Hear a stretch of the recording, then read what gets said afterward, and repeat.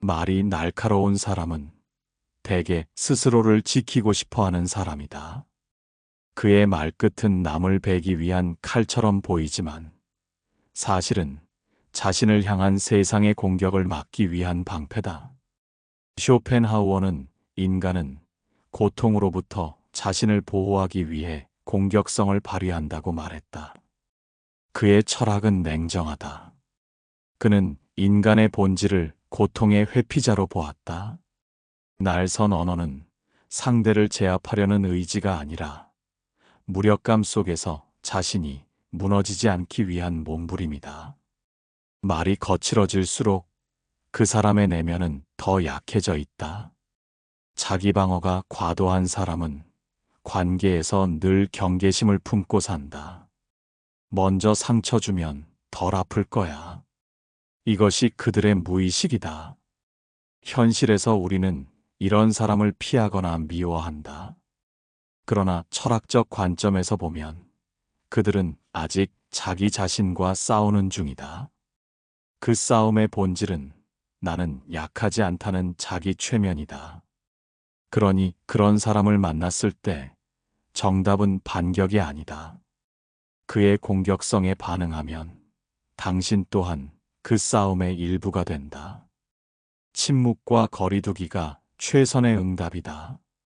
니체가 말했듯 괴물과 싸우다 보면 자신도 괴물이 된다. 냉정하되 이해하라.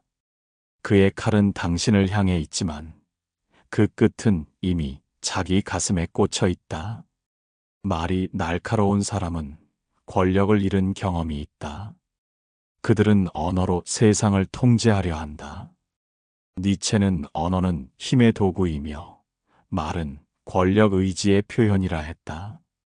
세상에서 무시당하고 의견이 묵살되고 존재가 투명해질 때 인간은 언어로 보상받으려 한다. 그의 말투가 단호한 이유는 확신이 있어서가 아니라 흔들릴까봐 두려워서다. 날카로운 말은 통제감을 되찾기 위한 본능적 몸짓이다. 대화 속에서 우위를 점하면 불안이 잠시 가라앉는다. 그러나 그 통제는 언제나 불완전하다. 그래서 그들은 끊임없이 논쟁하고 논리로 상대를 눌러야만 안심한다. 에픽테토스는 외부의 일에 흔들리는 사람은 자유롭지 않다고 했다. 말로 타인을 조종하려는 사람은 결국 자기 감정에 조종당한다. 그의 언어는 강하지만 내면은 여전히 속박돼 있다. 진짜 힘은 말의 크기가 아니라 침묵의 깊이에서 나온다. 진정으로 자유로운 사람은 말하지 않아도 세상이 흔들리지 않는다. 말이 독해진 사람은 종종 자기 자신에게 실망한 사람이다. 타인에게 쏘아대는 말은 사실 자신에게 향해야 할 분노의 방향을 잃은 결과다. 쇼펜하우어는 인간을 끝없는 욕망과 좌절의 존재로 규정했다. 자신의 부족함을 견디지 못하면 그 고통은 외부로 향한다. 비난, 냉소, 공격적인 유머는 자기 혐오의 다른 형태다. 자신을 싫어하는 사람은 타인을 받아들일 수 없다. 그들은 타인의 결점을 통해 잠시 안도감을 느낀다. 저 사람도 나처럼 엉망이야. 이 비교가 잠시 위안을 준다. 그러나 그 위안은 오래가지 않는다. 자기 혐오의 뿌리는 자기 인식의 부족이다. 에픽테토스는 말했다.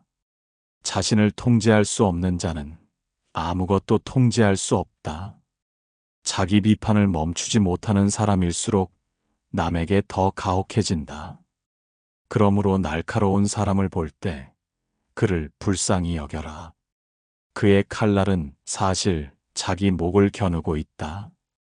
말이 빠른 사람일수록 마음은 뒤처져 있다. 그들은 상대의 말을 끝까지 듣지 못한다. 그 이유는 단순하다 듣는 동안 상처받을까 두렵기 때문이다. 말이 날카로운 사람은 침묵을 견디지 못한다. 침묵은 그들에게 공포다. 침묵 속에서 자신이 무시당하거나 틀렸다는 느낌이 스며들기 때문이다. 그래서 그들은 틈만 보이면 말을 던진다. 상대가 생각을 정리하기도 전에 이미 다음 공격을 준비한다. 니체는 인간의 약점을 이렇게 표현했다. 우리는 자신이 옳다는 착각 속에서만 살아남는다. 그들은 옳음을 무기 삼아 불안을 막는다. 논리적 정당성으로 자신을 지키려 하지만 사실 그 이면에는 인정 욕구가 숨겨져 있다. 어린 시절부터 너 틀렸어. 그건 바보 같은 생각이야 라는 말을 많이 들은 사람은 자신의 의견이 무시당하는 상황을 극도로 두려워한다. 그래서 먼저 지적한다. 먼저 비판한다. 공격이야말로 그들에게는 살아남는 법이었다. 그러나 스토아 철학자 세네카는 말했다. 가장 강한 사람은 모욕 속에서도 침착함을 잃지 않는 자다. 말이 빠르고 날카로운 사람은 아직 자기 감정의 주인이 되지 못했다. 그들은 타인의 말보다 자기 내면의 불안을 더 빨리 듣는다. 진정한 강함은 말을 줄이는 데 있다. 듣는다는 것은 단순히 입을 다무는 행위가 아니다. 자신의 불안을 잠시 멈추고 타인의 세계를 받아들이는 행위다. 말의 속도를 늦추면 마음의 상처가 보인다. 그 상처를 직면할 때 비로소 인간은 진짜로 성숙한다. 냉소적인 말투는 지적처럼 들리지만 그 속에는 절박한 인정 욕구가 숨어 있다. 세상을 비웃는 사람일수록 사실은 세상으로부터 사랑받지 못한 사람이다. 니체는 사람은 자신을 증명하기 위해 타인을 경멸한다고 했다. 냉소는 일종의 자기 방어다. 나는 저들과 달라. 나는 더 똑똑해라는 우월감으로 자신의 실패와 결핍을 감춘다. 이런 사람은 타인의 감정에 무관심한 척하지만 내면 깊숙이 선 타인의 시선을 끊임없이 의식한다. 그들의 비꼬는 말투는 나를 알아봐 달라는 또 다른 형태의 울음이다. 쇼펜하우어는 인간의 행복을 비교의 중단에서 찾았다. 그는 말했다. 남과 자신을 비교하는 한 인간은 절대 만족하지 못한다. 냉소는 비교의 부산물이다. 세상과의 싸움에서 지고 그 패배감을 감추기 위해 비웃는다. 하지만 냉소는 결코 마음을 지켜주지 않는다. 그것은 감정의 갑옷 같지만 안쪽은 이미 썩어 있다. 냉소를 오래 두면 인간은 현실을 바꿀 힘조차 잃는다. 모든 것을 비웃는 자는 결국 아무것도 바꾸지 못한다. 세상을 향한 비웃음을 멈추고 자신을 향한 질문을 던져야 한다. 나는 왜 이렇게 웃음을 잃었을까? 그 질문을 견디는 사람이야말로 진짜 성숙한 사람이다. 에픽테토스의 말처럼 세상을 바꾸려 하기 전에 우선 자신의 반응을 다스려라. 냉소는 단지 반응일 뿐이다. 그 반응을 멈출 수 있을 때 인간은 비로소 주체가 된다. 비난은 언제나 통제의 언어다. 말이 날카로운 사람은 대부분 세상이 자기 뜻대로 움직이지 않는다는 사실을 견디지 못한다. 그래서 비난한다. 비난은 현실을 바꿀 수 없는 무력한 인간이 쥔 마지막 힘의 착각이다. 니체는 인간의 본능을 권력 의지로 정의했다. 그에 따르면 인간은 단순히 생존하기 위해서가 아니라 자신의 의지를 관철시키기 위해 살아간다. 그런데 현실이 그 의지를 꺾을 때 사람은 방향을 바꾼다. 세상을 바꾸는 대신 말로 공격한다. 이 세상이 잘못됐어. 저 사람은 틀렸어. 그 말 속에는 나는 무력하지 않다는 자기 위안이 숨어 있다. 비난은 순간의 통제감을 준다. 그러나 그것은 마치 모래 위에 세운 집 같다. 잠시 강해진 것 같지만 곧 허물어진다. 왜냐하면 현실은 여전히 그 자리에 있고 사람은 여전히 불안하기 때문이다. 스토아 학파의 철학자 마르쿠스 아우렐리우스는 이렇게 경고했다. 내가 통제할 수 있는 것은 오직 너의 반응뿐이다. 우리가 분노하고 비난하는 이유는 사실 그 반응을 통제하지 못하기 때문이다.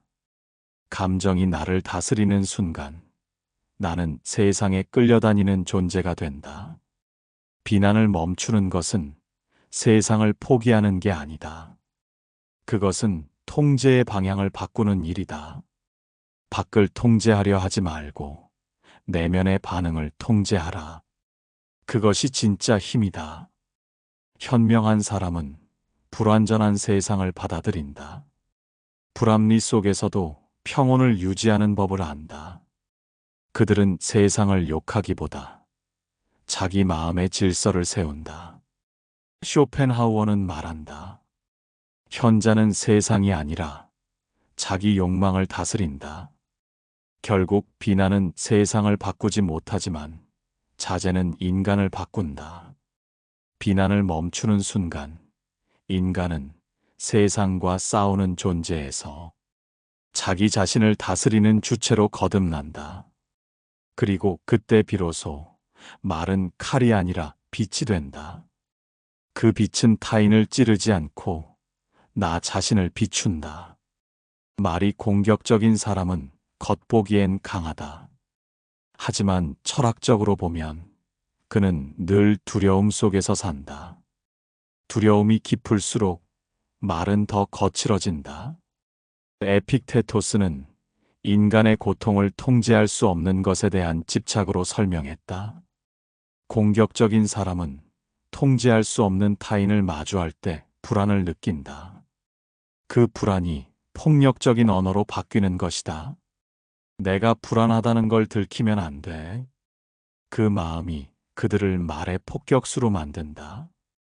그들은 단 한순간도 약해지고 싶어 하지 않는다. 그래서 상대가 조금만 반박해도 즉시 방어하고 반격한다. 공격은 그들에게 유일한 안전장치다. 니체는 약한 자는 강한 자처럼 행동하며 자신을 보호한다고 했다. 그의 말은 잔인하지만 정확하다. 공격성은 힘의 표식이 아니라 불안의 증상이다. 그들은 공격이라는 무기를 휘두르며 사실은 두려움이라는 감옥 속에 있다. 현실에서도 이런 사람은 많다. 직장 상사의 모욕적인 말, 연인의 비난 섞인 농담, 친구의 비꼬는 태도. 그들은 모두 같은 패턴을 가진다. 불안을 인정하지 못하고 대신 타인을 통제하려 든다. 하지만 진짜 용기는 약함을 드러내는 것이다. 나는 지금 불안하다. 이 한 문장을 말할 수 있는 사람이야말로 강한 사람이다. 세네카는 말했다.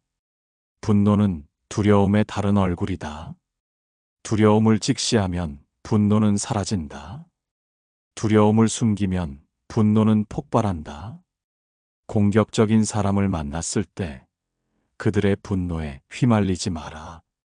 그 분노는 당신을 향한 것이 아니라 자기 두려움을 감추기 위한 연기일 뿐이다. 그 연극의 무대에 올라가지 않는 것이 가장 현명한 대응이다. 말이 거친 사람은 대개 존재의 불안을 품고 산다. 그들의 언어는 공격적이지만 내면의 목소리는 이렇게 울리고 있다.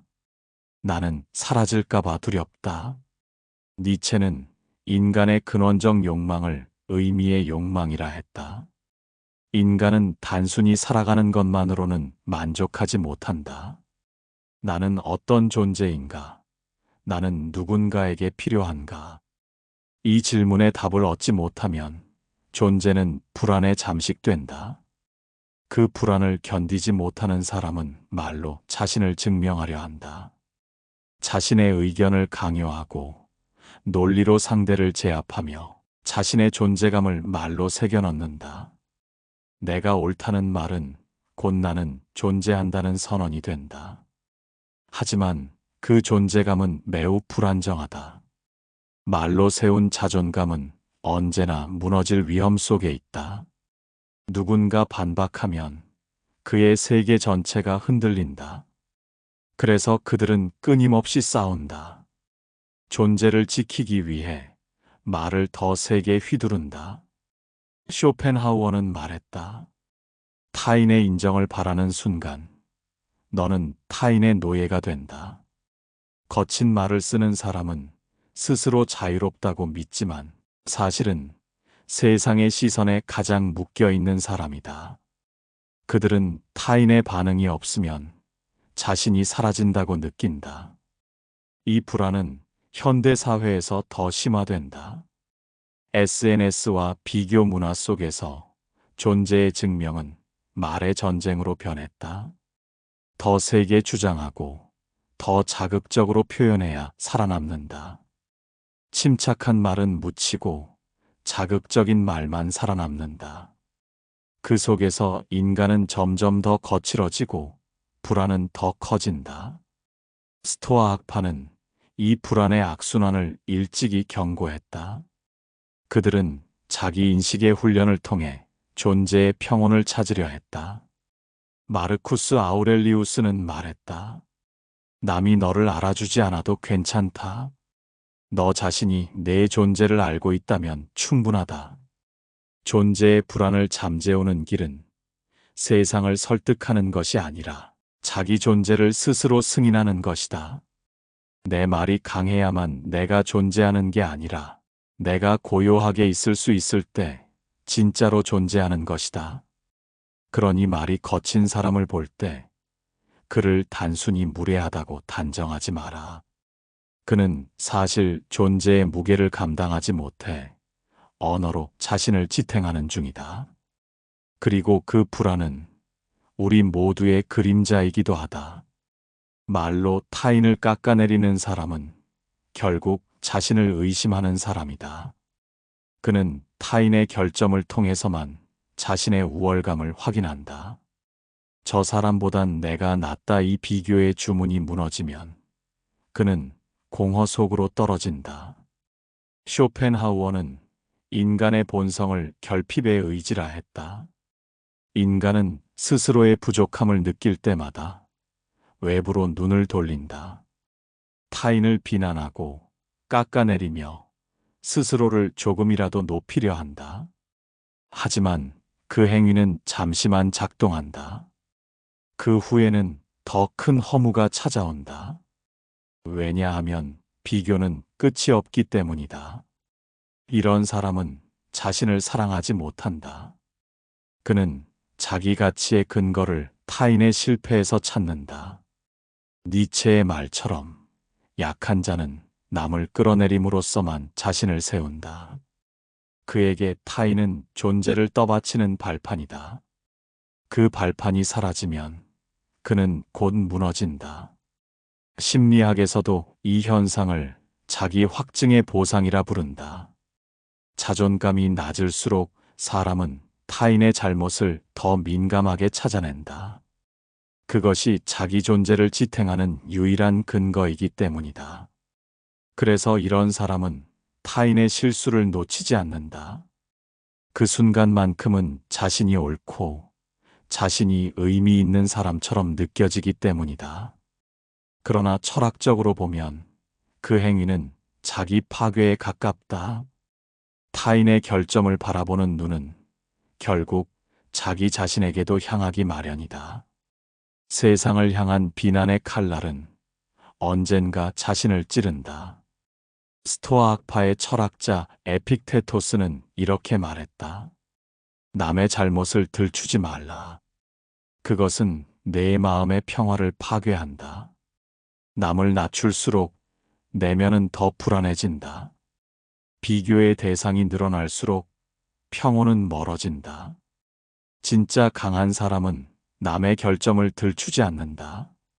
그는 자신을 중심에 세우기 때문이다. 자기 가치가 확고한 사람은 타인의 평가에 흔들리지 않는다. 그는 굳이 타인을 깎아내릴 필요가 없다. 그러므로 누군가가 당신을 향해 독한 말을 한다면 그를 미워하지 마라. 그는 지금 자신을 증명하느라 바쁜 사람이다. 자기 자신을 믿지 못하는 사람은 늘 타인을 끌어내려야 숨을 쉰다. 그리고 그 반대편에 서라. 당신의 말은 남을 낮추는 데 쓰이지 않고 자신의 품격을 세우는 데 쓰이길 바란다. 말이 날카로운 사람은 늘 외부를 향해 싸운다고 생각한다.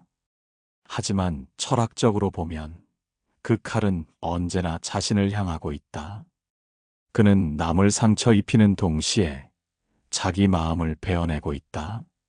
니체는 인간을 끊임없이 자신을 극복하려는 존재라 했다. 그에게 인간의 비극은 자기 안의 모순을 견디지 못하고 그 모순을 타인에게 투사하는 데서 시작된다. 즉, 그는 타인을 향해 분노하지만 그 분노의 뿌리는 자기 자신이다. 현대 사회의 날카로움은 대부분 내면의 실패를 감추려는 언어다. 성공하지 못한 자의 열등감, 인정받지 못한 자의 억울함, 사랑받지 못한 자의 결핍이 날카로운 문장으로 변한다. 그 말은 세상을 향하지만 실은 이렇게 말하고 있다.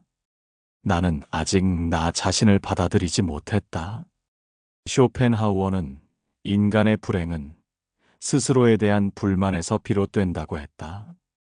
자신에게 실망한 사람은 세상에 실망한 것처럼 보이지만 사실 그가 싸우는 상대는 자기 자신의 그림자다.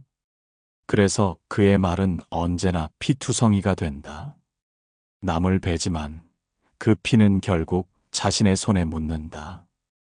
이 고통의 사슬을 끊는 길은 단 하나다. 자기 자신을 심판하지 않는 법을 배우는 것이다. 에픽테토스는 이렇게 말했다. 너 자신에게 관대해지는 법을 배워라. 그것이 자유의 시작이다. 자신에게 관대하지 못한 사람은 결코 남에게도 관대할 수 없다. 그의 모든 비판과 조롱, 냉소는 결국 자기 부정의 반사광이다. 그렇다고 해서 모든 날카로움을 억누르라는 뜻은 아니다. 언어의 칼은 무조건적인 악이 아니다.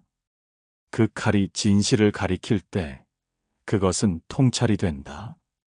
그러나 그 칼이 증오를 향할 때 그것은 파괴가 된다. 니체는 또 이렇게 말했다. 너의 칼을 휘두르되 그것이 먼저 너를 찌르지 않도록 하라. 이 말은 냉철한 경고이자 인간에 대한 깊은 연민이다. 우리는 자신을 방어하려고 휘두른 언어로 스스로를 잃는다. 말로 상대를 이겼다고 생각한 순간 사실은 내면의 평온을 잃는다. 철학의 목적은 세상을 비판하는 것이 아니다. 세상 속에서 자기 마음의 질서를 세우는 것이다. 말의 온도를 낮추는 순간 인간은 자신을 다스릴 수 있다. 말을 통제한다는 것은 곧 감정을 통제한다는 뜻이다. 감정을 다스린 자만이 자기 운명을 다스릴 수 있다. 스토아 철학자 마르쿠스 아우렐리우스는 이렇게 말했다. 분노의 순간 침묵하라. 그 침묵 속에서 내가 진짜로 말하고 싶은 것을 찾아라.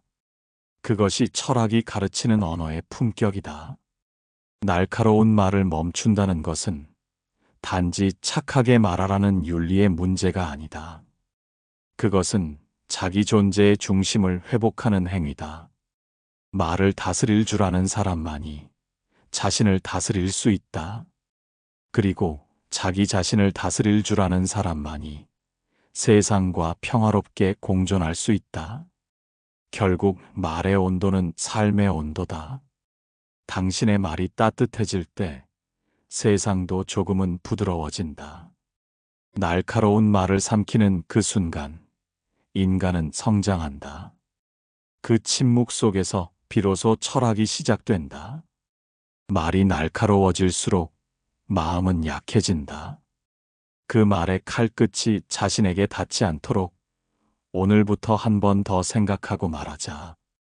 이 영상이 생각의 방향을 바꿔주었다면 좋아요와 구독으로 다음 이야기를 함께 해주세요. 당신의 생각을 댓글로 남겨주세요. 당신의 말이 세상을 조금 더 부드럽게 만들 수 있습니다.